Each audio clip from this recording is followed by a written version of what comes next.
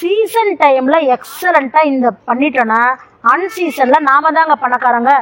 ஏன்னா இன்னைக்கு வந்து இது மார்க்கெட் வந்து காலியா இருக்கு. இன்னும் மில்லட்டுக்கு வந்து மக்கள் விழுந்தா மாதிரி இன்னும் இதுக்கு வந்து விழலை. இதுலயே நாம வந்து லட்டெல்லாம் செய்யலாம்.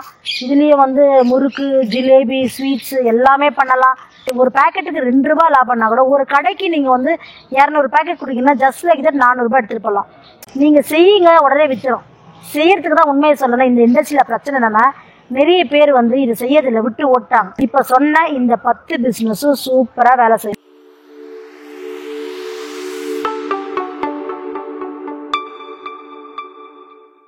வணக்கம், என்னோட பெயர் கவிதா பலராமன். நான் வந்து ஆண்டர்பிரனர்ஷிப் கோச்சாவும் மார்க்கெட்டிங் ட்ரெயினராகவும் கடந்த 15 வருடங்களாக பணியாற்றிட்டு இருக்கேன். இன்றைக்கு நாம் 10 வகையான தொழில்களை பார்க்க போகிறோம். அதுவும் 10 வகையான உணவு தொழில்களை பார்க்க போகிறோம். சிறிய முதலீட்டில் குறைந்த செலவில் பெரிய இட வசதிகள்லாம் இதுக்கு வேணுன்ற அவசியம் இல்லை. ஸோ அந்த மாதிரி ஆண்களாக இருந்தாலும் சரி, பெண்களாக இருந்தாலும் சரி, சிறிய முதலீட்டில் சின்ன இடத்துல அவங்களுக்கு கிடைக்கக்கூடிய 4லேருந்து 5 மணி நேர செலவில் நல்ல லாபம் ஈட்டக்கூடிய ஒரு பெஸ்டான சக்ஸஸ்ஃபுல்லான 10 உணவு தொழில், அதாவது 10 சக்ஸஸ்ஃபுல் ஃபுட் இண்டஸ்ட்ரீஸை நம்ம இன்னைக்கு பார்க்கலாமா? ஸோ ஒன்று நம்ம வந்து ஃபுட் இண்டஸ்ட்ரீஸை பார்க்கலாம். இந்த ஒன்று அந்த ஃபுட் இண்டஸ்ட்ரீஸை பார்க்கறதுக்கு முன்னாடி முதல்ல நாம் ஃபுட் இண்டஸ்ட்ரிக்குள்ளே நுழையத்துக்கு முன்னாடி சில அடிப்படையான விஷயங்கள் நம்மக்கிட்ட இருக்கணும். இது அடிப்படையான விஷயங்கள் என்ன பாருங்க.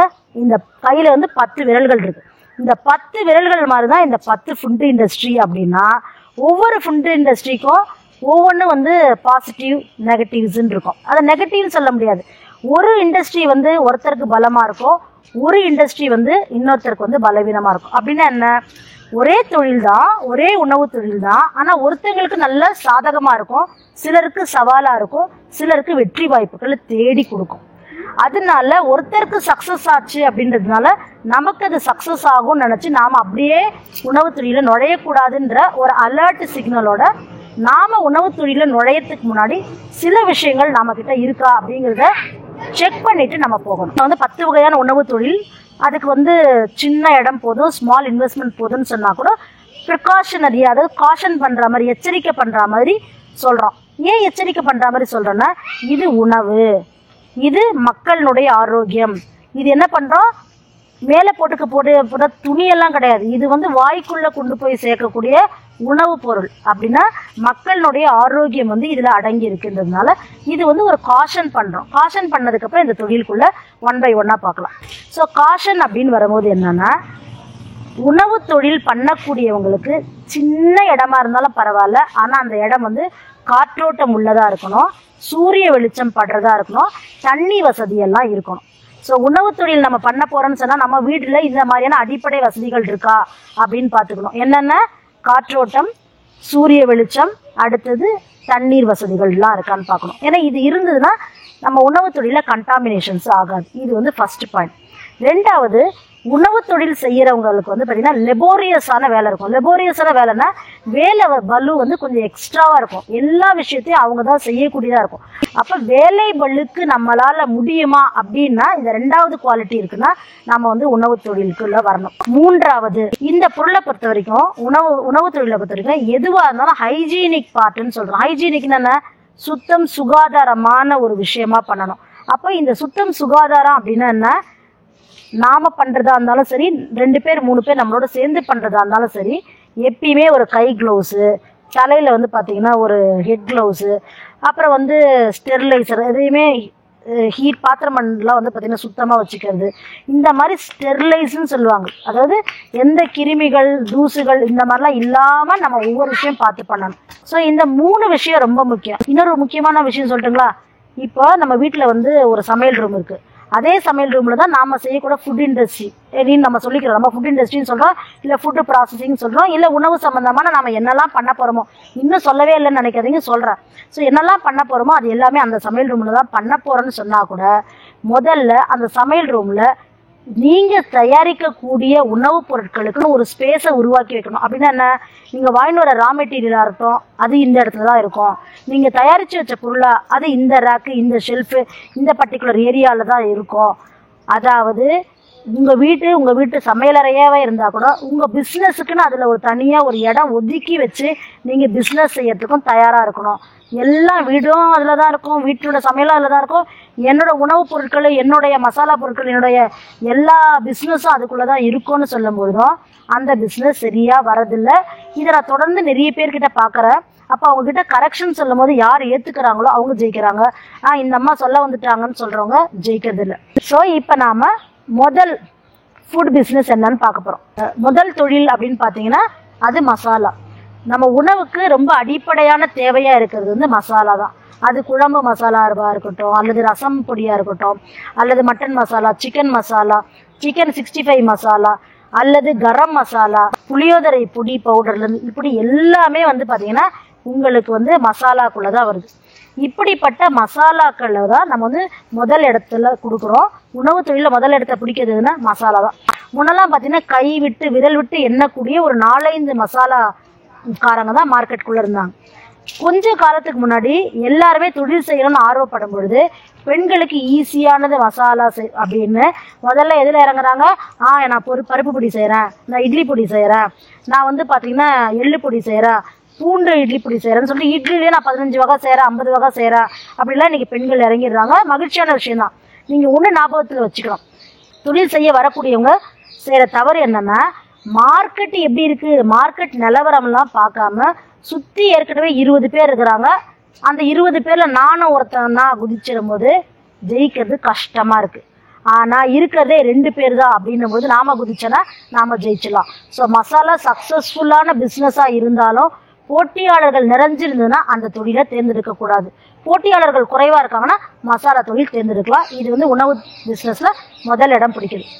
ரெண்டாவது, இன்றைக்கு இந்தியா மட்டும் இல்லை, தமிழ்நாடு மட்டும் இல்லை, உலகம் முழுவதும் பேசக்கூடிய முக்கியமான விஷயம் பார்த்தீங்கன்னா சிறுதானியங்கள், மில்லட்ஸ் தான். இந்த 8 விஷயங்கள் தான், 8 மில்லட்ஸ் தான். என்னென்ன? வரகு, திணை, சாமை, குதிரைவாளி, பனிவிறகு, சோளம், கம்பு, ராகி. இந்த 8 தான் சிறுதானியங்கள். 3 பெரிய தானியங்கள், 5 சிறுதானியங்கள். இந்த 8 தான். அதுதான் இப்படி இப்படின்னு சொல்ல. ஸோ தட் நினச்சி பாருங்கள், 8 வருதா? ஸோ இந்த 8 தான் வந்து உண்மையிலேயே மில்லட்ஸ். இந்த 8 மில்லட்ஸை பற்றின எல்லாருக்குமே ஒரு அவேர்னஸ் இருக்குது. எல்லாருமே மில்லட்ஸை பற்றி தெரிஞ்சுக்கணும்னு நினைக்கிறாங்க. ஆரோக்கியத்து மேலே ஒரு ஆர்வம் இருக்கிறவங்க எல்லாருமே மில்லட்ஸ் சிறுதானியங்கள்னு சொல்கிறாங்க. ரொம்ப மகிழ்ச்சியாக இருக்குது. ஆனால் அதே நேரத்தில் சிறுதானிய பற்றிங்கிறது அடிப்படையான நாலேஜே இல்லாமல் அதுக்குள்ளே குதித்து பொருட்களை உற்பத்தி செய்து மக்களுக்கு கொண்டு போய் சேர்க்குறாங்க. அப்போ அடிப்படையான விஷயம் என்ன? சிறுதானியம் அப்படின்னாலே அது 8 மணி நேரம் ஊற வைக்கணும். 8 மணி நேரம் ஊற வச்சதுக்கு அப்புறமா தான் அது ரெடி டு ஈட்டாக இருக்கட்டும், ரெடி டு குக்காக இருக்கட்டும் செய்ய முடியும். அப்படின்னா என்ன? 8 மணி நேரம் ஊற வைக்காத சிறுதானியம் வந்து பார்த்திங்கன்னா உடலுக்கு அவ்வளோ கெடுதி. அதுதான் நமக்கு அலர்ஜிக் ரியாக்ஷன் ஏற்படுத்தும், வயிற்றுல ப்ளோட்டிங் ஆக்கும், வயிறு உப்பசம், அஜீரண கோளாறுகள், இன்னும் பல பிரச்சனைகள் வந்து சிறுதானியமே ஏற்படுத்தும். காரணம் என்னென்னா அதில் 8 மணி நேரம் ஊற வைக்கும் போது ஃபைட்டிக் ஆசிட் வெளியாகும். நம்ம ஆளுங்கள்லாம் சிறுதானியம் தொழில் செய்கிறேன்னு சொல்லிட்டு அப்படியே நேரடியாக அந்த மிஷினில் கொடுத்து அரைச்சிடுறாங்க. அப்படியே மாவாக்கி அதில் மடியை லட்டு பிடிக்கிறாங்க, அதில் முதல்ல அதிரசம் பிடிக்கிறாங்க, முறுக்கு செய்கிறாங்க, அப்புறம் என்னென்னலாம் செய்ய முடியுமோ எல்லாமே செய்கிறாங்க. ஆனால் அதை 8 மணி நேரம் ஊற வச்சு கழுவி காய வச்சு அதுக்கப்புறம் அதை வந்து உணவாக மாற்றினாங்கன்னா இல்லை. வீட்டில் நம்ம மாவு அரைக்கிறதுன்னு என்ன பண்ணுறோம்? 8லேருந்து 10 மணி நேரம் சாதாரணமாக ஊற வச்சு அதுக்கப்புறம் தான் மாவு அரைச்சி ஒரு ராகி தோசை சுடுறோம். அதுக்கப்புறம் தான் அதில் நம்ம என்ன பண்ணுறோம்? கம்பில் ஒரு அடை பண்ணுறோம் இல்லையா? உணவே இப்போ வந்து கேப்பையை விட்டுரும், சோளத்தை விட்டுரும், கம்பை விட்டுரும். இப்போது குதிரைவாளியே இருக்குது, ஒரு வெஜிடபிள் செய்யலாம்னு நினைக்கிறோம், ஒரு புலாவ் செய்யணும்னு நினைக்கிறேன். 8 மணி நேரம் ஊற வச்சதுக்கப்புறம் தான் அதை நம்ம வந்து புலாவுக்கு எடுக்கிறோம். ஏன்? 8 மணி நேரத்துக்கு அப்புறம் தான் அந்த மேலே வந்து ஒரு சின்ன தோல் இருக்கும், அதை நம்ம கென்னல் சொல்கிறோம். அதுக்குள்ளே இந்த ஃபைட்டிக் ஆசிடும் ஆக்சலேட்னு சொல்லக்கூடிய நச்சு வெளியில் வரும். 8 மணி நேரம் ஊறினா தான் வெளியில் வரும், 8 மணி நேரம் ஊறலைன்னா வெளியில் வராது. அப்படி இருக்கக்கூடிய சிறுதானியத்தை என்ன ஏதுன்னு விவரமே தெரியல. எல்லாரும் நான் வந்து சிறுதானிய லட்டு பிடிக்கிறேன், நான் மில்லட்டு மிக்ஸ் பண்ணுறேன், ஹெல்த்தி மிக்ஸ் பண்ணுறேன்னு சொல்கிறாங்க. இதில் இன்னொரு வேடிக்கையான விஷயம் சொல்கிறேன். எல்லாரும் ஹெல்த்தி மிக்ஸில் இறங்கிடுறாங்க. எப்படி செய்கிறாங்க தெரியுங்களா? 50 இதில் பொருள் நான் போட்டிருக்கேன், சிறுதானியம் இருக்குது, பாரம்பரிய அரிசி வகை இருக்குது, இந்த நட்ஸு போட்டேன், அந்த நட்ஸு போட்டேன், 29 போட்டிருக்கேன், 50 போட்டிருக்கேன். நான் உண்மையிலே கேட்குறேன், இது என்ன உடம்பா இல்லை வேறு எதுனாவா? இந்த உடம்பால எல்லாத்தையும் கழிக்க முடியாது. இந்த உடம்புக்குள்ள வந்து நிறைய ரெசப்டார்ஸ் இருக்கும். ஐயோ என்னமோ வந்துட்டான்டா, நம்மளை ஏதோ தாக்க வந்துட்டான்டா, 50 வருதுடா, 20 வருதுடா, அப்படம் வந்ததை பூரா வெளியில தள்ளிடும், அது தள்ளிடும். இது மக்களுக்கு தெரியல. ஒரு உதாரணம் சொல்றேன். இப்ப நீங்க வந்து திணை எடுத்துக்கிட்டீங்கன்னு வச்சுக்கலாம். திணையிலே வந்து பார்த்தீங்கன்னா பொட்டாசியம் இருக்குது, மேங்கனீஸ் இருக்குது, அயர்ன் இருக்குது, அப்புறம் நம்ம எல்லாம் சொல்லக்கூடிய பி விட்டமின்ஸ் எல்லாமே அதுக்குள்ளே இருக்குது. இப்போ ஒரு திணைக்குள்ளேயே இத்தனை நியூட்ரியன்ஸ் இருக்குன்னா இது எல்லாம் இந்த உடம்பை அக்செப்ட் பண்ணி எடுக்கணும். இப்போ இது மாதிரி ஒரு 4 விஷயம் போடும்போது அதில் இருக்கக்கூடிய எல்லா விஷயத்தையும் உடம்பு கிரகிச்சு அதுக்கு வேண்டிய உணவை அது எடுத்துக்குது இல்லையா? அப்படி இருக்கும் பொழுது நான் 19 போட்டேன், நான் 29 போட்டேன், 21 போட்டேன்னா அப்போ எல்லாம் மல்டிப்ளை எவ்வளோ ஆகுது? அந்த மாதிரியான உணவு உள்ளே போச்சுன்னா நல்லா நோட் பண்ணிக்கோங்க, அது ஒன்று கூட இந்த உடம்பு அப்சர்வ் பண்ணாதுங்க. எப்படி உள்ளே போச்சோ அப்படியே தான் வெளியில் வந்துடும். இந்த மாதிரியான பேசிக் இன்ஃபர்மேஷன் கூட தெரியல, நான் மில்லட் பண்ணுறேன்னு வந்துடுறாங்க. அந்த நேரத்தில் தான் சொல்கிறான், அடிப்படையான இடிபி ட்ரைனிங்கும் மில்லட்டை பற்றின விஷயங்களும் தெரிஞ்சுக்கிட்டு பண்ணும்பொழுது நம்மளால் சக்ஸஸ்ஃபுல் மில்லட் ஆண்டர்ப்ரனராக வர முடியும். உண்மையிலேயே ஆரோக்கியமான மில்லட் பொருளை மக்களுக்கு தர முடியும். இது நல்ல பிஸ்னஸ் தாங்க, நல்ல விஷயம்தான். ஆனால் அடிப்படை என்ன, 8 மணி நேரம் ஊற வச்சு காய வச்சதுக்கு அப்புறம் தான் நீங்கள் ரெடி டு ஈட்டாக இருக்கட்டும், ரெடி டு குக்காக இருக்கட்டும் செய்ய முடியும். அது தின்பண்டங்களாகட்டும், மாவு வகைகளாகட்டும் செய்ய முடியும். இப்போ இந்த 2 விஷயம் பார்க்கும்போது ரெடி டு ஈட் அப்படின்னா நீங்கள் தெரிஞ்சால் பிஸ்னஸாகவும் நீங்கள் பார்க்கணும்ல. பாருங்கள், அது வந்து குழந்தைங்களுக்கான ஸ்நாக்ஸாக இருக்கட்டும், இல்லை பெரியவங்களுக்கான ஃப்ளேக்ஸு, அல்லது எப்படி சொல்கிறது, ஒரு கொழுக்கட்டையாக இருக்கட்டும், புட்டாக இருக்கட்டும், எந்த மாதிரி விஷயமா இருந்தாலும் மில்லட்டில் நம்மளால் செய்ய முடியும். வெறும் மாவு செய்யலாம், அப்புறம் வந்து ப்ரெட்டு பண்ணலாம், இதிலே பாஸ்தா பண்ணலாம், நூடுல்ஸ் பண்ணலாம். மில்லட்டில் எப்படி நம்ம அரிசியில் என்னெல்லாம் செய்கிறோமோ எல்லாமே இதில் பண்ணலாம். முறுக்குலேருந்து, அதிரசம்லேருந்து, மிக்சர்லேருந்து எல்லா வெரைட்டியுமே பண்ணலாம். ஆனால் இது எது பண்ணுறதா இருந்தாலும் என்ன பண்ணணும், 8 மணி நேரம் ஊற வச்சு காய வச்சதுக்கப்புறம் பண்ணணும். இப்போ நாம் வந்து 3வது ஃபுட் இண்டஸ்ட்ரிக்குள்ளே போக போகிறோம்.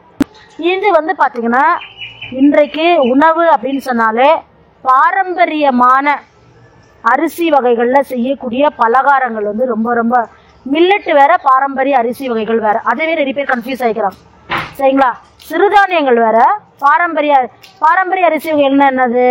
இப்போ அக்கார அடிசல், அப்புறம் வந்து மாப்பிள்ளை சம்பா, கருப்பு கவினி, இந்த மாதிரிலாம் நம்ம சொல்லலாம். இதெல்லாம் பாரம்பரிய அரிசி வகைகள். இப்போ பாரம்பரிய அரிசி வகைகளில் செய்யக்கூடிய ஸ்நாக்ஸ் எல்லாமே ஸ்நாக்ஸ் இருக்குது. அந்த ஜென்ரல் ஸ்நாக்ஸ் இல்லாமல் உங்களுடைய பிஸ்னஸில் உங்களுடைய ஸ்நாக்ஸ் எல்லாமே எப்படின்னா பாரம்பரிய அரிசி வகைகளில் செய்யக்கூடிய ஸ்நாக்ஸாக இருக்கும் பட்சத்தில் அதற்கு அதிகமான வரவேற்புகள் இருக்குது. இப்போ வந்து பார்த்திங்கன்னா மாப்பிள்ளை சம்பாலாம் வந்து பார்த்திங்கன்னா நீங்கள் கஞ்சி மிக்ஸ்லாம் பண்ணி கொடுக்கும்போது மக்கள் வந்து வாங்கிக்குவாங்க. அதே எப்படி ஸ்நாக்ஸாக பண்ணலாம், அதையே வந்து அவலாக மாற்றுறது. அதாவது நீங்கள் கடைக்கு போகும்போது அது ஒரு மூங்கில் அரிசியாக இருக்கட்டும், அல்லது ஒரு காட்டியானமாக இருக்கட்டும், எந்த அரிசியாக இருந்தாலும் இந்த அரிசிகள்லேருந்து நீங்கள் வந்து ஒரு ஸ்நாக்ஸ் செய்கிறீங்க அப்படின்னா உங்களுடைய பொருட்களுக்கு வரவேற்பு இருக்குது. ஏன்னா எல்லாராலையும் அதை வந்து ஊற வச்சு அதை அரைச்சி அதை ஒரு ஸ்நாக்ஸாக பண்ணுறதுக்கு முடியாது. என்ன சாதாரண அரிசிக்கும் அல்லது சாதாரணமாக செய்யக்கூடிய கடலை மாவு, மைதா மாவு, இது உங்களுக்கும் இந்த பாரம்பரிய அரிசியில் செய்யக்கூடிய ஸ்நாக்ஸுக்கும் என்ன வித்தியாசம்னு பார்த்தீங்கன்னா, இந்த ஸ்நாக்ஸை வந்து நம்ம வந்து எப்படி நம்ம வந்து அடிப்படை உணவாக சாப்பிட்றோமோ, இது வந்து ஒரு 4 முறுக்கு, ஒரு 5 முறுக்கு சாப்பிட்டுட்டு ஒரு வாழைப்பழம் சாப்பிட்டாலே அவங்களுக்கு போதும், திருப்தியாகிடும். திரும்ப ஒரு சாப்பாடு, ஒரு இட்லி, ஒரு தோசைன்னு கூட போக வேணாம். ஸோ அந்த அளவுக்கு என்ரிச்டு நியூட்ரியன்ஸும் விட்டமின்ஸும் இருக்கிறதுனால பாரம்பரிய அரிசிகளில் நாம் வந்து பலகாரங்களை செஞ்சு தரத்துக்கும் விற்பனை செய்யறதுக்கும் ரெடியாக இருக்கோன்னா அது வந்து மக்கள் வாங்கின்னு போகிறதுக்கும் ரெடியாக இருக்கிறாங்க. இன்றைக்கி அவங்களுக்கு எல்லாருக்குமே அந்த விழிப்புணர்வு வந்துருச்சு. அப்போ கருப்பு கவினி அப்படின்னாலே உடனே மக்கள் என்ன சொல்கிறாங்க, கருப்பு கவினியா அல்வா அப்படின்றாங்க சரிங்களா? அப்போ கருப்பு கவுனி அல்வானா ஃபேமஸாக இருக்குது. 1-2 பேர்லாம் கருப்பு கவுனியில் கேக்கெலாம் பண்ணுறாங்க, மஃபின்ஸ் பண்ணுறாங்க, அப்புறம் வந்து ப்ரௌனியே பண்ணுறாங்க. எப்படி பண்ணுறாங்கன்னா அது அவங்களுடைய முறைப்படி பண்ணும்பொழுது அவங்களுக்கு சக்ஸஸ்ஃபுல்லாகுது. அதே இன்னொரு அம்மா பண்ணுதுன்னா நல்லா வரல. எதுக்காக சொல்கிறேன்னா, இன்னும் அவங்க பண்ணாங்கன்னு நம்ம பண்ணக்கூடாது. முதல்ல நம்ம வந்து ப்ராக்டிஸ் பண்ணணும். எல்லாரும் முறுக்கு சொல்கிறாங்க சரிங்களா? ஆனால் உங்கள் முறுக்கு பாரம்பரிய அரிசியில் சுட்ட முறுக்காக இருக்குன்னா உங்களோட பொருளுக்கும் 10 ரூபாய் விலை அதிகம், உங்களுக்கான கஸ்டமரும் தனியாக இருப்பாங்க. அப்போ அவங்கள வரைக்கும் நீங்கள் கவனிக்கலாம். உங்களோட பிஸ்னஸ் லாபம் தரக்கூடியதாக இருக்கும். இன்றைக்கி அவ்வளோ பேர் இன்னும் இதுக்குள்ளே நுழையலை. அப்போ நாம் இதுக்குள்ளே நுழையணும்னா ஒரு அடிப்படையான ஒரு பயிற்சி எடுத்துக்கிட்டு நம்ம வந்து வீட்டிலே 2-3 தடவை செஞ்சு பார்த்துட்டோம்னா அதுக்கப்புறம் நம்ம வந்து பண்ணலாம். எதுவாக இருந்தாலும் ஃபுட் இண்டஸ்ட்ரியில் FSSAI எடுக்கணும். எடுத்ததுக்கப்புறம் தான் நம்ம வெளியில் விற்பனை செய்ய முடியும். அது ஓகே. இருந்தாலும் 3வதாக பாரம்பரிய அரிசியில் பலகாரங்களாகவும் பண்ணி கொடுக்கலாம், அடுத்தது பலகாரம் செய்யக்கூடிய ரெடிமேட் மிக்ஸையும் நம்ம வந்து பண்ணி கொடுக்கலாம். இது ரெண்டுமே பாரம்பரிய அரிசியில் நம்ம கவனம் செலுத்தணும்னா நம்ம வந்து அதில் சக்ஸஸ்ஃபுல்லாக கொண்டு வரலாம், நல்லா ஜெயிக்கும். ஏன்னா இன்னைக்கு வந்து இது மார்க்கெட் வந்து காலியாக இருக்குது. இன்னும் மில்லட்டுக்கு வந்து மக்கள் விழுந்தா மாதிரி இன்னும் இதுக்கு வந்து விடலை. இதுலேயே நாம் வந்து லட்டெல்லாம் செய்யலாம், இதுலேயே வந்து முறுக்கு, ஜிலேபி, ஸ்வீட்ஸு எல்லாமே பண்ணலாம். இல்லை இதுலேயுமே கொழுக்கட்டை மாவு, சூப்பு மிக்ஸு, ஹெல்த் மிக்ஸு எல்லாமே இதுலேயும் பண்ண முடியும். இன்னும் நிறைய பேர் இதில் இறங்கலை. அதனால இதில் நம்ம இறங்கும் பொழுது நம்மளால் ஜெயிக்க முடியும். ரொம்ப சிம்பிளாக ஒன்று சொல்லிட்டுங்களா, பாரம்பரிய அரிசியில் எத்தனை பாரம்பரிய அரிசி வகைகள் இருக்கோ அத்தனை பாரம்பரிய அரிசிலையும் பொரி போட்டால் கூட ஓடும். ஏன்னா பொரி வந்து மக்களுடைய ஃபேவரட் ஃபுட்டு. அதை இன்றைக்கி வந்து ஒரு மசாலா போட்டு மசாலா பொரி ஆக்கிறாங்க. அந்த மசாலா பொரியே மாப்பிள்ளை சம்பா மசாலா பொரி, கருப்பு கவனி மசாலா பொரி அப்படின்னு சொன்னால் உங்கள் மசாலா பொரிக்கு தேவை இருக்குதுங்க. மாப்பிள்ளை சம்பா மசாலா பொரி ஆண்களுடைய ஃபேவரெட்டு, கருப்பு கவனி வந்து பார்த்தீங்கன்னா பெண்களுடைய ஃபேவரெட்டு. மக்கள் எதை எதிர்பார்க்குறாங்களோ, மக்களுக்கு எது தேவை இருக்குது நம்ம தேடி கண்டுபிடிச்சிட்டு நம்ம செஞ்சோன்னா அந்த பிஸ்னஸும் நம்ம ஜெயிப்போம். அதை தான் நான் திரும்ப திரும்ப சொல்கிறேன்.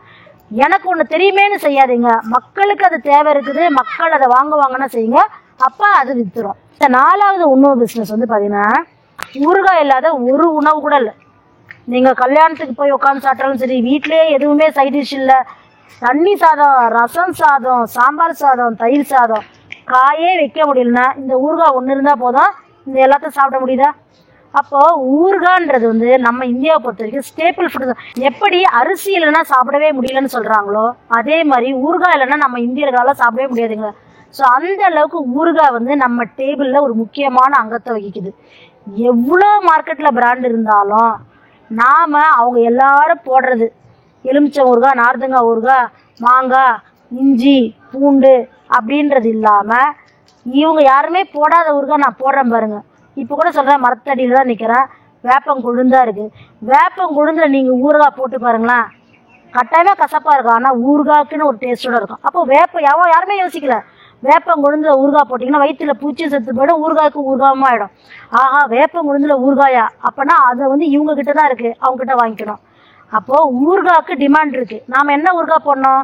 ஏற்கனவே மார்க்கெட்டில் மலிவாக இருக்கிற ஊறுகாவோ மலிஞ்சு போய் கிடக்குது, நம்மளும் அந்த ஊறுகாய் போடலாம். சீசன் டைமில் இந்தந்த மாங்காய் கிடைக்குதோ அதுக்கு ஊறுகாய் போட்டு வச்சுக்கலாம், கஸ்டமர் வராங்கன்னா விற்றுடலாம்.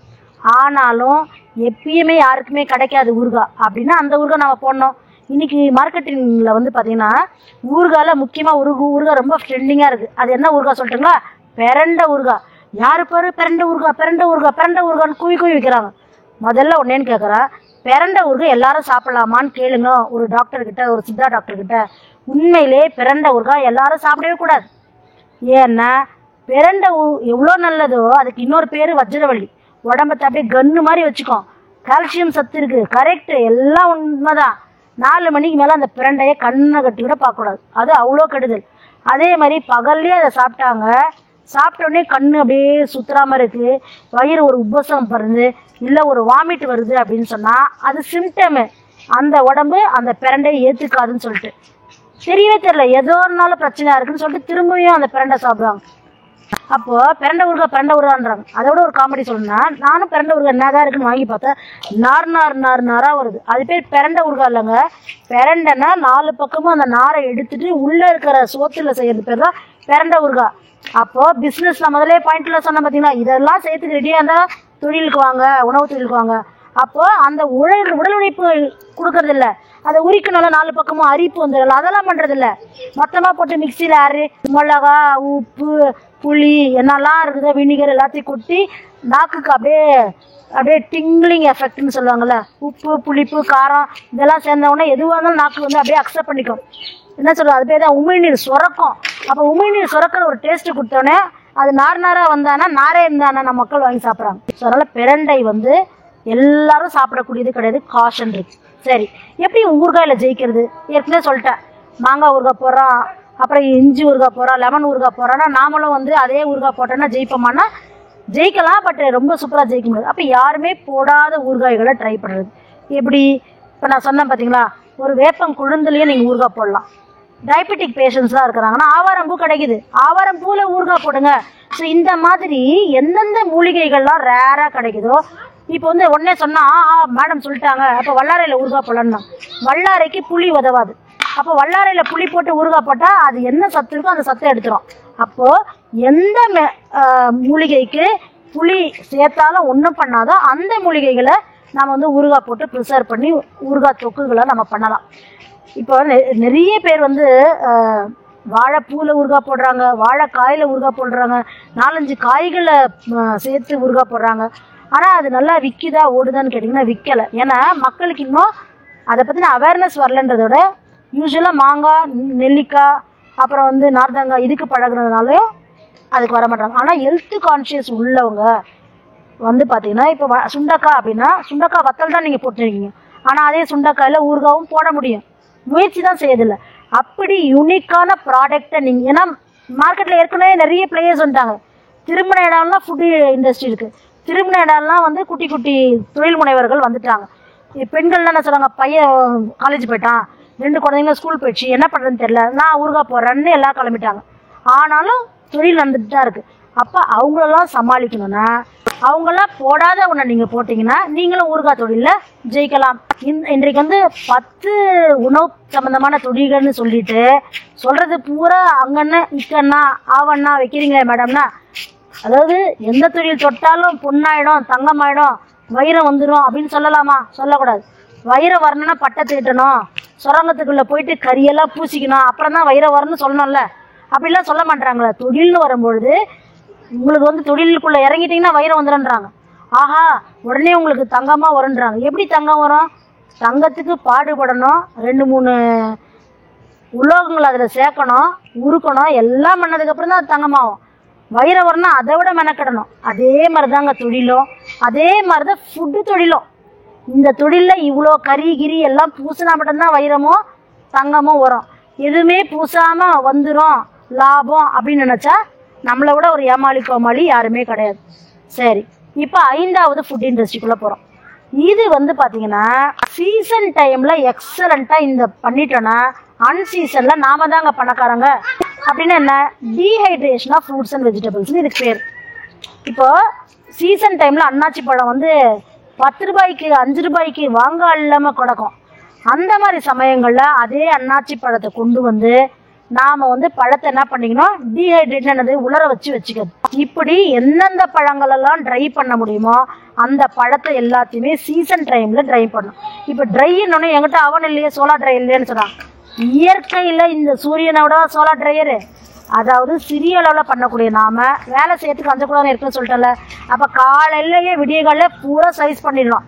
சூரியன் வரும்போதே கொண்டு போய் வச்சிடறோன்னா சாயங்காலம் வரைக்கும் அந்த வெயிலில் காயுது. 2 நாள்லேயே உங்களுக்கு வந்து என்ன ஆகிடும், நீங்கள் என்னெல்லாம் கொண்டு போய் காய்ச்சிங்கன்னா எல்லாமே ட்ரை ஆகிடும் பண்ணலாம். இதே மாதிரி தான் காய்கறிகளும். இப்போ நம்ம எல்லாருக்கும் பொதுவாக என்ன தெரியும், மோர் மிளகாய் தெரியும், கொத்தவரங்காய் தெரியும், சுண்டக்காய் தெரியும், மணத்தக்காளி தெரியும். இதை தவிர வேறு எதனா டீஹைட்ரேஷனில் தெரியுமான்னு கேளுங்களா, மக்கள் வந்து பேபான்னு ஒழிப்பாங்க. உண்மையிலே இண்டஸ்ட்ரியில் இன்றைக்கி ரொம்ப வாண்டடுன்னு பார்த்தீங்கன்னா யாரெல்லாம் வந்து மில்லட்டில் பண்ணுறேன் அப்படின்னு சொல்கிறாங்களோ அவங்களுக்கு என்ன தேவையாக இருக்குது தெரியுங்களா, டீஹைட்ரேஷன் ஆஃப் வெஜிடபிள்ஸ் தேவையாக இருக்குது. அவங்க ஒரு சூப் மிக்ஸ் செய்கிறாங்க, ஆனால் சூப் மிக்ஸில் காய் போகிறதுக்கு வழி இல்லை. அவங்களே தாங்க தொழில் பண்ணுறவங்களாம் அவங்களோட கஸ்டமர். என்னென்ன காய் தேவை, கேரட்டு, பீன்ஸு, கோஸு, வெங்காயம், இது எல்லாமே ட்ரை பண்ணி இருக்குன்னா அதை சின்ன சின்ன பேக்கெட்டுகளாக்கி அந்த சூப் மிக்ஸு, அந்த பொங்கல் மிக்ஸு, அந்த வெஜிடபிள் மிக்ஸு, அந்த பிரியாணி மிக்ஸு, அப்புறம் வந்து உப்புமா மிக்ஸு, இது எல்லாத்துக்குள்ளேயும் அதை போடுறாங்க. ஸோ போட்டால் மட்டும்தான் அந்த பேக்கெட் வந்து முழுமையாகும். ஆனால் அவங்களுக்குலாம் இந்த ப்ராடக்ட்ஸ் கிடைக்கிறதில்ல, மக்களுக்கு தெரியல. இதெல்லாம் ரொம்ப சீப் அண்ட் பெஸ்ட்டாக 1 கிலோ 5 ரூபாய்க்கெல்லாம் சம்டைம்ஸ் முள்ளங்கி இருக்கும். இந்த மாதிரி சமயத்தில் நாம் வந்து டீஹைட்ரேட் பண்ணி அந்த ப்ராடக்ட் வச்சுட்டோன்னா அதே முள்ளங்கி தான் நீங்கள் அப்புறமா சிப்ஸாக வந்து வேல்யூடட் ப்ராடக்டாக கன்வெர்ட் பண்ணிடலாம். இல்லை டீஹைட்ரேஷன் ஆஃப் ஃப்ரூட்ஸ் அண்ட் வெஜிடபிள்ஸ்க்கு வந்து நல்ல ஃபியூச்சர் இருக்குது. ஏன்னா இன்றைக்கி வந்து பொம்பளைங்க பூரா சோம்பேறிங்களாக இருக்காங்க. அப்புறம் பாதி பேர் பைய தூக்கின்னு எல்லாருமே வேலைக்கு போயிடுறாங்க. நல்ல வேலையோ நல்ல வேலை இல்லை, ஏதோ ஒரு சம்பளம் வீட்டில் உட்கார முடியலன்னு போயிடறாங்க. அப்போ போயிட்டு வந்ததுக்கப்புறம் டயர்ட் ஆகிடுதுல, அப்போ ஆட்டோமேட்டிக்காக அவங்களால எல்லாம் பண்ண முடியல. அப்போ இந்த மாதிரி dehydration of fruits and vegetables இருந்துன்னா அப்படி எடுத்து சுட்டண்ணி ஊற்றுறாங்க, அதில் வந்து ஏற்கனவே நீங்கள் பொரி போகான்லாம் செஞ்சுன்னு இருக்கிறீங்க, அதையும் போடுறாங்க, ஒரு கலக்கிறாங்க, சாப்பிட்றாங்க, கேட்டால் சேலடுன்னு சொல்லிவிடுவாங்க. அப்படி இல்லைன்னா பழ நாள் நசுக்கி போடுவாங்க, ஆப்பிளோ அல்லது வாழைப்பழமோ, அவ்வளோதான், காயும் அதில் மேட்ச் ஆகிடுது, ஹெல்த்தியான ஃபுட்டு கிடச்சிடுது. அப்போ நிறைய பேருக்கு நான் என்ன சொல்கிறேன்னா, இந்த இடத்துல காலி இருக்குது, இது தேவை இருக்குது, இந்த காலியை நம்ம ரொப்பலாம். ஸோ எங்கே தேவை இருக்கோ அந்த இடத்துல நம்ம தொழிலை ஆரம்பித்தோன்னா நம்ம ஜெயிப்போம்.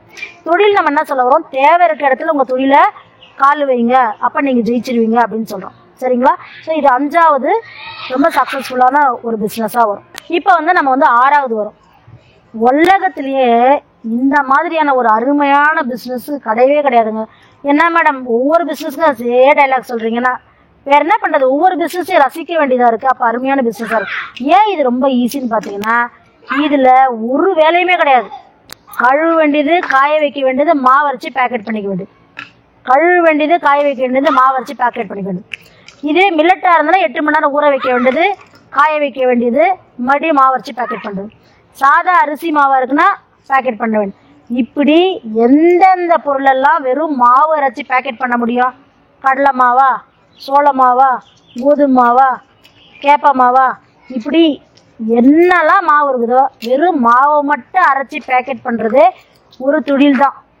ஏன்னா இந்த தொழிலுக்கு வந்து பயங்கரமாக கேப் இருக்குது.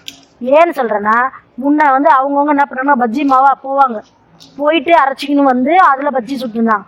இப்போனாச்சு இன்ஸ்டன்ட் பஜ்ஜி வந்துருச்சு. அப்பயும் திருப்தி அடையாத மக்கள் இன்ஸ்டன்ட் பஜ்ஜி வந்து ரொம்ப சோடா இருக்குது, அது சாப்பிட்டோன்னே வயிறு ரொம்ப பிரச்சனையாக இருக்குன்னு ஃபீல் பண்ணுறவங்க கூட இன்ஸ்டன்ட் பஜ்ஜி போகிறதில்ல. அதுக்கு பதிலாக வெறும் கடலை மாவுக்கு போயிடுறாங்க. வெறும் கடலை மாவை வாங்கின்னு அவங்க என்னென்னலாம் வேணுமோ சாதாரண ஒரு அசோஃபெட்டிடாக வீட்லேயே ஒரு காரத்தூள் போட்டு கொஞ்ச நேரம் ஊற வச்சிடறாங்க. அதுக்கு ஒரு பஜ்ஜி போட்டால் நல்லா இருக்குன்றாங்க. அப்போ வெறும் மாவு ஐட்டத்துக்கு மக்கள் ரொம்ப பேர் வந்து தேவையாக இருக்காங்க. அதுலேயும் வந்து பெரிய பெரிய மார்க்கெட் பிளேயர்ஸ் நுழைஞ்சாலும் நம்மளை மாதிரியான சிறு தொழில் செய்யக்கூடியவர்களுக்கு இடம் இருக்குது. ஏன்னா பெரிய பெரிய மார்க்கெட் பிளேயர் செய்யக்கூடிய கேப்ப மாவே வாங்குங்களேன். கேப்ப மாவில் நீங்கள் முருங்கைக்கீரையோ வெங்காயம் அல்லது பச்சை மிளகா போட்டு அடை சுட்டிங்கன்னா அடை ஒட்டிக்கினே வராதுங்க, புண்டு புண்டு போயிடும். நானும் நிறைய தடவை பார்த்துருக்கேன். என்னடா இது கேப்பை தானே, கேப்பைன்னா அடை ஒட்டின்னு தானே வரணும், வராது. அப்போ கேப்பையோட வேறு எதுவும் ஆட் ஆகுது அப்படின்றது அர்த்தம். ஆனால் சிறு தொழில் பண்ணக்கூடியவங்க வெறும் கேப்ப மாவு மட்டும் தான் அரைப்பாங்க. அப்போ என்ன மாதிரி இல்லை, ஏகப்பட்ட லட்சக்கணக்கான கஸ்டமர்ஸு அடைனா நல்லா தான் வரணும், ஷேப்பாக தான் வரணும்னு நினைக்கிறாங்கன்னா நல்ல மாவாக இருந்தால் தான் வரும். அப்போ உங்கள் மாவு நல்லா இருக்குன்னு என்ன பண்ணுறாங்க? எந்த பிராண்டை வாங்குறதில்ல, உங்ககிட்டே தான் ரெகுலராக மாவு வராங்க. ஸோ வெறும் மாவு பேக்கெட்டை விற்கிறவங்களே இன்றைக்கி பெரிய பிஸ்னஸ் பண்ணுறாங்க. மக்கள் நினச்சிக்கிறாங்க ஒரு இன்னோவேஷனாக பண்ணணும், ஒரு புதுமையாக பண்ணால் தான் பிஸ்னஸ் நினைக்கிறாங்க. அதெல்லாம் தேவையில்லை. மக்களுக்கு தேவை இருக்குது, அந்த தேவைக்கு மாவு தான் இல்லை. அந்த மாவு மட்டும் அரைச்சி பர்ஃபெக்டாக பேக்கேஜிங் பண்ணி கொடுக்கறதுக்கு ரெடியாக நம்ம இருக்கோன்னா நம்மளை மாதிரி காசு அள்ளக்கூடியவங்க யாருமே கிடையாது. இப்போ பாருங்கள், ஏற்கனவே நம்ம வந்து பாரம்பரிய அரிசின்னு சொன்னோம். ஆனால் அதில் வந்து நம்ம வந்து பலகாரம்னு சொன்னால் நீங்கள் வந்து பொங்கல் மிக்ஸ் அதெல்லாம் பண்ணிக்கலாம் சொன்னீங்க. நீங்கள் வெறும் பாரம்பரிய அரிசி மாவே அரைச்சி, ஏன்னா சிலர் வந்து நீங்கள் சுட்டு தர முறுக்கல எனக்கு தேவையில்லைன்ற ஒரு கோஷ்டி எப்பயுமே இருக்கும். அவங்களுக்கு நீங்கள் மாவு கொடுத்தா போதும், மாவு அரைக்க முடியல, அப்போ மாவு கடிச்சா போதும்ல, மாவை எடுத்து அரைச்ச மாவு எடுத்துக்கிறாங்க, பலகாரம் சுட்டு அவங்களே சாப்பிட்டுக்கிறாங்க. இல்லை எது வேணால் புட்டு செஞ்சுக்கிறேன், எது வேணால் பண்ணிடலாம். அப்போ சிம்பிளான விஷயம் என்னென்னா வெறும் மாவு மாவு மாவு. இந்த மாவில் ஒரு சப்டிவிஷன் இருக்குங்க. அது என்னன்னா இதே மாவை ஆவி கட்டிட்டீங்க, என்ன பண்ணிட்டீங்க, ஆவி கட்டி வச்சுட்டிங்கன்னா அதுக்கு பேர் தான் புட்டு மாவு, அதுக்கு பேர் தான் இடியாப்ப மாவு. அப்போ அதில் வந்து டபுள் ஸ்டீமிங் பண்ணுறாங்க. அது வந்து நிறைய டெக்னிக்ஸ் இருக்குது. அவங்க வந்து வீட்டிலேயே ஆவி கட்டி பண்ணாலும் சரி, இல்லை அதுக்கு ஆவி கட்டுறதுக்குன்ட்டு என்ன சொல்கிறது ஹையர் பண்ண ஒரு மிஷினரி வாங்கி போடாலும் சரி, எதுவாக இருந்தாலும் சின்ன லெவலில் வீட்டில் அழகாக வெறும் மாவை மட்டும் நம்பியே பிஸ்னஸ் பண்ண முடியும். அப்போ நம்ம ஆவி கட்டிட்டோம்னா அதுவே தானே ஆகிடுது, புட்டு மாவாயிடுது, கொழுக்கட்டை மாவாயிடுது, இடியாப்ப மாவாயிடுது. எல்லா மாவையும் நம்மளால் பண்ண முடியும், செய்ய முடியும். ரொம்ப ரொம்ப ஈஸியான ஒரு வேலை. எந்த வேலையாக இருந்தாலும் லேபர் ஒர்க் இருக்கும், அதை தவிர்க்க முடியாது, ஆனால் ஜெயிக்க முடியும். இப்போ உணவில் 7வது பிஸ்னஸை நம்ம பார்க்க போகிறோம். பூரா அரிசியை பேஸாக வச்சே மொத்த கதையும் பேசி முடிச்சிட்டோம். அப்போ அரிசிலாம் பேஸாக இல்லை. அப்போ என்ன உணவு பண்ணுறது அப்படின்னு பார்த்தீங்கன்னா இங்கே பாருங்கள், ட்ரை ஃப்ரூட்ஸ்னு ஒன்று இருக்குது. என்னால் நிறைய ஹார்ட் ஒர்க்லாம் பண்ண முடியாது, சிம்பிளான ஒரு பேக்கேஜிங் பண்ணிக்கணும். அப்புறம் வந்து நியூட்ரிஷனான ஃபுட்டு சப்ளை பண்ணணும், அதோட ரிச்மென்ஸ் ஃபுட்டுன்னு சொல்லுவாங்களா, அந்த மாதிரியான ஒரு ஃபுட்டாக வந்து கன்வெர்ட் பண்ணுற ஒரு இடத்துல வந்து இந்த ட்ரை ஃப்ரூட்ஸ் இருக்குது. அப்போ ட்ரை ஃப்ரூட்ஸை வச்சுட்டு நாம் வந்து ட்ரை ஃப்ரூட்ஸ் லட்டு பண்ணலாம், ட்ரை ஃப்ரூட் எனர்ஜி பார் பண்ணலாம், ட்ரை ஃப்ரூட்ஸு ஹனி பண்ணலாம். சரிங்களா? ட்ரை ஃப்ரூட்டை வச்சு என்னெல்லாம் பண்ண முடியுமோ எதை பண்ணாலும், ஆனால் அது வந்து ட்ரை ஃப்ரூட் தான். அதாவது நம்மளோட பிஸ்னஸ் வந்து ட்ரை ஃப்ரூட்ஸு அப்படின்னு பர்ஃபெக்டாக முடிவு பண்ணிவிட்டு மக்கள் எப்பயும் யூஸ் பண்ணுற ட்ரை ஃப்ரூட்ஸோட நிறைய விதைகள் இருக்குது. இப்போ வந்து தர்பூசணி விதையிலேருந்து பம்கின் பூசணிக்காய் விதையிலேருந்து, வெள்ளரி விதையிலேருந்து, சரிங்களா, சப்ஜா விதையிலேருந்து ஏகப்பட்ட விதைங்க இருக்குது. ஸோ இப்படியான விஷயங்களை வந்து கொண்டு போய் சேர்க்குற இடத்துல நாம் இருந்தோன்னா நம்ம சக்ஸஸ்ஃபுல் ஆண்டர்ப்ரனர்ஸாக வர முடியும். ஏன்னா அதெல்லாம் ரொம்ப சத்துக்கள் நிறைஞ்சது தான், ஆனால் மக்களுக்கு தெரியல. இப்போ எல்லாரும் வாங்குறாங்கன்னு சொல்ல, இதை வாங்கக்கூடிய கஸ்டமர் யாருன்னு தெரிஞ்சுக்கின்னு அவங்களுக்கு ஒண்டி மார்க்கெட் பண்ணலாம். சிம்பிளாக ட்ரை ஃப்ரூட்ஸ் வச்சு குட்டி குட்டி பேக்கெட் போட்டுக்கிறது, இல்லைன்னா 21 days சேலஞ்சுக்கு என்கிட்ட வந்து இந்த மாதிரியான குறிப்பிட்ட வகையான ட்ரை ஃப்ரூட்ஸ் எல்லாம் விதைகள் எல்லாமே நான் வச்சுருக்கேன். அந்த மாதிரி ஸ்பெசிஃபிக்காக மார்க்கெட்டிங் பண்ணும்போது ட்ரை ஃப்ரூட்ஸ் பிஸ்னஸ் நல்லா வரும். இப்போ இந்த மாதிரி பண்ணுங்கன்னு சொன்னவொடனே நம்மளால பக்கத்தில் இருக்கிற நாட்டாங்கடைக்கே போய் வாங்குறது, இல்லது பக்கத்தில் இருக்கிற ஒரு சூப்பர் மார்க்கெட்லேயே போய் வாங்கினாலாம் பிஸ்னஸ் பண்ண முடியாதுங்க. அப்படின்னா என்ன அர்த்தம்? அதுவுமே ஏற்கனவே ப்ராஃபிட், பயங்கர ப்ராஃபிட்டில் இருக்கும். ரா மெட்டீரியல், அதாவது இதில் மூலப்பொருள் இருக்கு இல்லையா, அதான் நட்ஸு, இதை எல்லாமே லோக்கல்லலாம் வாங்கக்கூடாது. இது வந்து மொத்தமாக பல்காக கொள்முதல் பண்ணால் மட்டும்தான் இதில் லாபம் வரும். அப்புறம் நம்ம வந்து பெரிய கடையாக இருந்தாலும் சின்ன கடையாக இருந்தாலும் யாருமே வந்து குட்டி பேக்கெட்ஸில் இருக்கிறத வாங்குறதுக்கு விரும்பப்படுறாங்க. ஸோ அந்த மாதிரி இப்போ வந்து பார்த்தீங்கன்னா பம்கின் சீட்ஸ் இந்த மாதிரி ஐட்டத்தில் வந்து பெரிய ஆளுங்க தான் வாங்க முடியும், மொத்தமாக கொடுத்தா தான் வாங்க முடியுன்றது. அதை மாற்றி உடச்சி நம்மளை வந்து ஸ்மால் பேக்கெட்ஸில் போட முடியும்னு நம்ம போட்டோன்னா அதுவும் நல்லா விற்கும். அதுக்கு வந்து வாய்ப்புகள் இருக்குது, கேப் இருக்குது. இந்த நட்ஸு ஏரியாவை பொறுத்தவரைக்கும் கேப் இருக்குது. ஒரே ஒரு கண்டிஷன் என்னென்னா ரா மெட்டீரியல் நம்ம கொள்முதல் பண்ணணும். அப்போ இது ரொம்ப சக்ஸஸ்ஃபுல்லாக வரும். இப்போ நாம் வந்து 8வது பிஸ்னஸ்குள்ளே பண்ணுறோம். இன்றைக்கு ஃபுட் இண்டஸ்ட்ரியை பொறுத்த வரைக்கும் anything and everything is fast world, சரிங்களா. துரித உணவுகள் வந்து பெருகிடுச்சு. அப்போ இந்த துரித உணவுகளுக்கு எல்லாம் தேவையாக இருக்கக்கூடியதை மட்டும் செய்யறது தான் நான் சொல்லக்கூடிய 8வது பிஸ்னஸ். அப்போ இந்த பிஸ்னஸ் என்னெல்லாம் பண்ணுன்னா, துரித உணவுக்கு சப்போர்ட் பண்ணக்கூடிய ப்ராடக்ட்ஸ் என்னென்னலாம் சொல்லுங்கள் பார்க்கலாம். சாஸாக இருக்கட்டும், அது வந்து tomato ketchup, chilli sauce, soya sauce, அல்லது மயனீஸு, வினிகரு, இப்படிலாம் நமக்கு சொல்கிறோம் இல்லைங்களா. அப்புறம் வந்து ஜாமு, ஜெல்லி. ஸோ இந்த மாதிரியான ஐட்டம் எல்லாமே இதுக்குள்ளே தான் வந்துடும். துரித உணவுகளுக்கு சப்போர்ட் பண்ணக்கூடாது. எப்படின்னா என்ன, இப்போ நீங்கள் வந்து ஒரு ப்ரெட் பண்ணுறீங்கன்னா அதுக்கு ஒரு ஜாம் டோஸ்ட் பண்ணி கொடுக்குறது, அதே மாதிரி ஒரு மயனீஸ் ஆட் பண்ணி கொடுக்குறது. அப்புறம் வந்து ஒரு எனி ஃப்ரைட் ரைஸ் ஐட்டம்லாம் நீங்கள் பண்ணிங்கன்னா கட்டாயமே இந்த கெச்சப்ஸ்லாம் இல்லைன்னா அந்த பர்டிகுலர் ப்ராடக்ட் வருது. இப்போயே உடனே மக்களுக்கு ஒரு டவுட் வந்து, மேடம் இதெல்லாம் வந்து ஏற்கனவே பயங்கரமாக அவன் வந்து லோக்கல் ஏரியாவிலேருந்து தான் வாங்குறான், விற்றுன்னு இருக்கான், பண்ணிட்டு இருக்கான். அவன் விற்கட்டவங்க, ஆனால் வீட்டில் இன்னமும் நான் தான் சமைப்பேன், என்னால் தான் ஆரோக்கியமாக சமைக்க முடியும், ஆனால் இந்த நல்ல சாஸ்லாம் எனக்கு கிடைக்கல, எனக்கு வேணும்னு சொல்கிறவங்களும் இந்த மாதிரி ஐட்டம்மை லோக்கல் கடையிலையுமே சேல்ஸ் பண்ணுறதுக்கு ரெடியாக இருக்கிறவங்க நிறைய பேர் இருக்காங்க. ஸோ அப்போ நமக்கு இந்த மாதிரி ப்ராடக்ட்ஸ்லாம் இன்ட்ரெஸ்ட் இருக்குன்னா நம்மளால் பண்ண முடியும். மக்கள் வந்து நம்ம ஊரில் ஜாஸ்திங்க, அதனால் நீங்கள் என்ன ஃபுட் வெரைட்டி ப்ராடக்ட்ஸ் பண்ணாலும் அது வந்து சேல் ஆகிடும். ஒன்லி கண்டிஷன் நாம் வந்து எந்த ஏரியாவில் பண்ணுறோம் அந்த ஏரியாவுக்கு நம்மக்கிட்ட வந்து பையர் இருக்கிறாங்களா.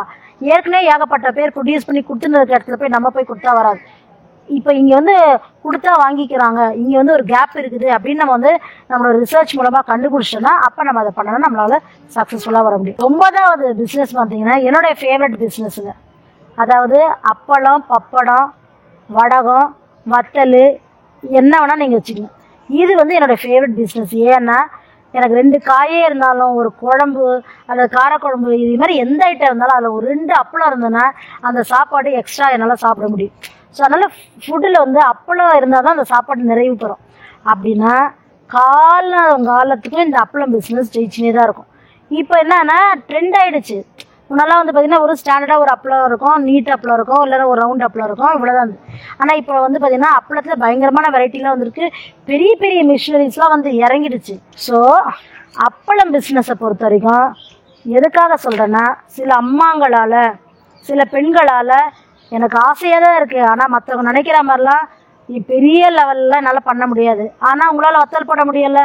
உண்மையிலே சொல்கிறேன், எப்பயுமே ஜவ்வரிசி வத்தல், வடகம், சோத்து வத்தல், வெங்காய வத்தல், பூண்டு வத்தல் இதுக்கெல்லாம் அவ்வளோ கிராக்கி இருக்குது. ஒரு பக்கம் பெரிய பெரிய கம்பெனிஸ் வந்து அப்பளங்கள் போட்டிருந்தாலும் இன்னொரு பக்கம் முறுக்கு வத்தல், நீட்டு வத்தல், குச்சி வத்தல் இதுக்கெல்லாம் கிராக்கி இருக்குது. அதனால் அப்பளம் இண்டஸ்ட்ரி எப்பயுமே இருக்கும். தைரியமாக இந்த அப்பளமை தொடர்ந்து செஞ்சுனே இருக்கலாம். நீங்கள் செய்யுங்க, உடனே விட்டுரும். செய்யறதுக்கு தான் உண்மையை சொல்லலாம். இந்த இண்டஸ்ட்ரியில் பிரச்சனை என்னென்னா நிறைய பேர் வந்து இது செய்யறதில்லை, விட்டு ஓட்டாங்க. நீங்கள் என்ன போடலான்னா, நான் மில்லட் வத்தல் போடலாம், மூலிகை வத்தல் போடலாம், புரியுதுங்களா. ஸோ அதனால் இருமலை தடுக்கிறதுக்கு மிளகு வத்தல் போடுறா, யாரும் போட மாட்டுறாங்க, போடலாம். சித்திரத்தையில் வெத்தலையில் வத்தல் போடலாம். அது மாதிரி வித்தியாசமாக யோசித்து வெத்தலை வத்தல், திப்பிலி வத்தல், சித்திரத்தை வத்தல் அப்படின்னு போட்டால் அதில் அந்த காரம் வந்து ஆட்டோமேட்டிக்காக ஆட் ஆகிடுது, சளிக்கும் சரியாகுது. ஸோ இந்த மாதிரி இந்த வத்தல் வடகம் அப்பளம் பிஸ்னஸ் வந்து ரொம்ப ரொம்ப ரொம்ப ரொம்ப சக்ஸஸ்ஃபுல்லான பிஸ்னஸ்ஸு. இதை அழகாக எடுத்து நீங்கள் செய்யலாம், நல்ல லாபமும் கிடைக்கும். ஓய்வு நேரத்தில் மட்டும்தான் செய்ய போகிறோம். முன்னாடியே ஸ்டாக் போட்டு வச்சுட்டோன்னா பேக்கெட் பண்ணி விற்றுக்கிட்டே இருக்கலாம். இப்போ நம்ம வந்து 10ஆவதாக ஒரு தொழில் வந்திருக்கோம், உணவு தொழிலில். என்னன்னு கேட்டிங்கன்னா, இங்கே பாருங்கள், உங்களுக்கு வந்து வேலையே இல்லை. நைட்டு தூங்க போகும்போது ஒரு படி பச்சை பயிறு, ஒரு படி கம்பு, ஒரு படி கேப்பை, இதெல்லாம் வந்து பெரிய பெரிய டபராவில் போட்டு தண்ணி போட்டு ஊற வச்சிட்டிங்கன்னா, அளவோட தண்ணியில் அதுக்கப்புறம் எடுத்து இருத்து காய வச்சிங்கன்னா முளை கட்டி வரும். இந்த முளை கட்டின ஐட்டத்தை வெறும் பேக்கெட்டில் போட்டு அதை கொடுத்தீங்கன்னா அதுக்கு அவ்வளோ பேர் வாங்குறது கிடையாது. இதை ஊற வச்சு அதுக்கப்புறம் முளை கட்டி அதை சாப்பிட்றதுக்கு இன்றைக்கி ஆளுங்களுக்கு டைம் இல்லை. என்ன சொல்கிறேன்னா, ஃபுட்டு பிஸ்னஸ் இன்னும் இந்த மாதிரி என்கிட்ட கேட்டிங்கன்னா இன்னும் 30 பிஸ்னஸ் பின்னாடி லைன் கட்டின்னு இருக்குது. சிம்பிளாக ஒன்றே ஒன்று தான், எந்த பிஸ்னஸ்ஸு பண்ணுறதுக்கே ஆள் இல்லை, வாங்குறதுக்கு ஆள் இருக்காங்க அப்படின்னா அதை நம்ம எடுத்து செய்யணும். முளை கட்டுறதா அப்படின்னா, ஆமாங்க, இப்போ முளை கட்டி விற்கிறதுல வந்து உடனே பெரிய ஒரு பேக்கெட்டுக்கு 2 ரூபா லாபம்னா கூட ஒரு கடைக்கு நீங்கள் வந்து 200 பேக்கெட் கொடுத்தீங்கன்னா ஜஸ்ட் லைக் தட் 400 ரூபாய் எடுத்துகிட்டு போகலாம். 10 கடையை பிடிச்சி வச்சுன்னு இருந்தீங்கன்னா ஒரு நாளைக்கே 10 கடை 400 ரூபாய் கணக்கு போட்டு பாருங்கள், 4000 ரூபாய். இதுதாங்க பிஸ்னஸ் கால்குலேஷனு.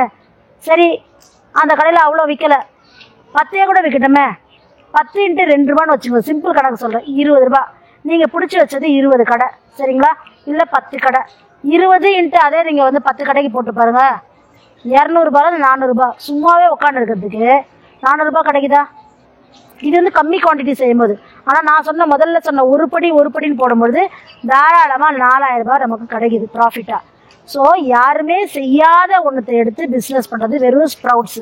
இன்னொன்று என்னென்னா, கட்டு வெஜிடபிள் ஆளுங்களே இல்லை. ஒரு கேரட் கட் பண்ணணுமா, ஒரு பீன்ஸ் கட் பண்ணணுமா, ஒரு அவரைக்காய் கட் பண்ணணுமா, கட் பண்ணி பேக்கெட் பண்ணி நீங்கள் கொடுக்கறதுக்கு ரெடினா கட் பண்ணியே இருக்குதுன்னு உடனே எடுத்துன்னு போய் சமைக்கிறதுக்கு ஆல்ரெடி. அப்போ நம்ம கட் வெஜிடபிள் எப்படி பண்ணணும், ஃப்ரெஷ் கட்டு பண்ணணும். 4 மணிக்கு தான் கட் பண்ணுறோம், 6 மணி 7 மணிக்கு கடையில் இருக்குதுன்னா அதை வாயின் பை செட்டுக்கு ஆல்ரெடி. அதே மாதிரி சாயங்காலம் 4 மணிக்கு தான் ஃப்ரெஷ்ஷாக கட் பண்ணுறேன்னா திரும்ப சாயங்காலம் 4 மணிக்கு 7 மணிக்கு எடுத்துன்னு போய் கட் பண்ணதை சமைக்கிறதுக்கு ஆள் ரெடியாக இருக்காங்க. வாழைப்பூ ஆசையாக இருக்கும் பார்க்க, செய்யவே முடியல. நீங்கள் உரிச்சு போட்டு கவர் போட்டு கொடுக்கறதுக்கு நீங்கள் ரெடியாக இருக்கா, வாயின் போகிறதுக்கு ரெடியாக இருக்காங்க. ஸோ இந்த மாதிரி வந்து ஏகப்பட்ட கடைங்க இருக்குது. கடைக்காரங்கிட்ட பேசிவிட்டு நான் உங்களுக்கு இந்த மாதிரி பேக்கெட் சப்ளை பண்ணுறேன்னா கொடுங்க, அவனுக்கு ஒரு கமிஷன் கிடையாது தான் வாங்கிப்பான், நமக்கு அதில் லாபம், அவனுக்கும் லாபம். காய் செஞ்சு சாப்பிட முடியாதவங்களுக்கு பூரா காய் கிடைக்குது. ஸோ இந்த ஸ்ப்ரவுட்ஸு, இந்த கட்டு வெஜிடபிள்ஸ் மாதிரியான ஐடியா மட்டுமே இன்னும் 30 இருக்குது. பார்க்க தான் சின்ன ஐடியா, ஆனால் பெரிய லாபம் இருக்குது. இப்படி மக்களுக்கு எந்த இடத்துல பிரச்சனை இருக்குதோ அந்த பிரச்சனை இருக்கிறதுக்கு சொல்யூஷன் தர மாதிரியாக உங்கள் பிஸ்னஸ் இருந்ததுன்னா உங்களுடைய உணவு பிஸ்னஸ் சக்ஸஸ் ஆகிடும். என்ன மேடம் 10 உணவு பிஸ்னஸ் சொல்கிறேன்னு சொல்லிட்டு நீங்கள் ஹோட்டலில் சொல்லுவீங்க, டிஃபன் சென்டரில் சொல்லுவீங்க, டீ கடையை சொல்லுவீங்க. இதுக்கு தான் ஏகப்பட்ட பேர் இருக்குதாங்களே சொல்கிறதுக்கு, இல்லையா? அது மட்டும் இல்லாமல் தினமும் காலையில் தானே டீ கடையில் தான் முடிகிறோம், சாப்பிட்றதே இல்லை, ஹோட்டலுக்கு தான் போயிடுறோம்னா நாம் எதுக்கு திரும்ப அந்த ஹோட்டல் நடத்துகிறோம், திரும்ப டீ கடையை நடத்துகிறோம்? நாமளால் என்ன பண்ண முடியல, கூட்டத்தை சேர்த்து பண்ண முடியாது, ஒத்தையால் தான் பண்ண முடியும். பிஸ்னஸ் நல்லா வருதுன்னா 2 பேர் 3 பேர் வேலைக்கு வச்சுப்போம். அந்த மாதிரி நிலைமையில தான் நம்ம இருக்கிறோம். அப்போ அந்த மாதிரி நிலைமையில் இருக்கிற நமக்கு இப்போ சொன்ன இந்த 10 பிஸ்னஸும் சூப்பராக வேலை செய்யும். அப்போ எது நம்மளால் சிம்பிளாக பண்ண முடியுமோ அந்த பர்டிகுலர் ஏரியாவை ஃபுட்டில் நம்ம சூஸ் பண்ணி நம்ம பண்ணோன்னா சிம்பிள் இன்கமில் ஸ்டார்ட் பண்ணி அப்புறம் பெரிய இன்கமில் போக முடியும். ஆனால் எடுக்கும் பொழுதே பெரிய இன்கம் வந்தால் தான் நான் செய்வேன் அப்படின்றது கிடையவே கிடையாதுங்க. அதாவது இக்கிகைன்னு ஒரு புக்கு, அது வந்து ஒரு ஜாப்பனீஸ் புத்தகம். அந்த புத்தகத்தில் என்ன சொல்கிறாங்கன்னா, எதையுமே சின்ன ஸ்டெப்ஸில் ஆரம்பிங்க, ஸ்மால் ஸ்டெப்ஸ் தான் பெரிய ஸ்டெப்ஸு.